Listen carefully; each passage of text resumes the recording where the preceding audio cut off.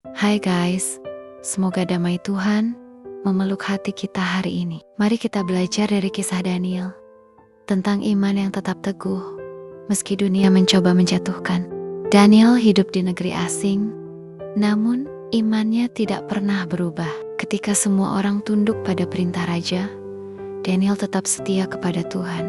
Iman yang sejati tidak tunduk pada situasi, tapi berdiri pada kebenaran. Daniel pasal 6 ayat ke-10.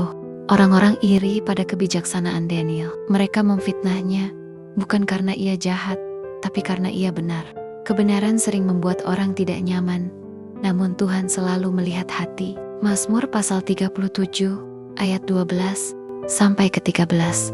Sebuah undang-undang dibuat. Siapapun yang berdoa selain kepada raja harus dilemparkan ke gua singa. Dunia bisa menekan imanmu, tetapi tidak dapat mematikan hubunganmu dengan Tuhan.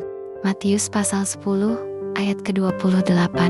Meski ancaman sudah jelas, Daniel tetap membuka jendelanya, bersujud, dan memanggil nama Tuhan. Iman terbesar terlihat di saat gelap, bukan di saat aman. Ibrani pasal 11 ayat ke-6. Dengan hati remuk, Raja Darius terpaksa melemparkan Daniel ke gua singa. Kadang Tuhan mengizinkan kita masuk ke gua singa, bukan untuk menghancurkan kita, tapi untuk menunjukkan kuasanya. 1 Petrus pasal 1 ayat ke-7. Daniel duduk di antara singa-singa yang lapar, namun tak satu pun menyentuhnya. Di tempat paling menakutkan pun, malaikat Tuhan lebih kuat dari semua ancaman. Daniel pasal 6 ayat ke-22.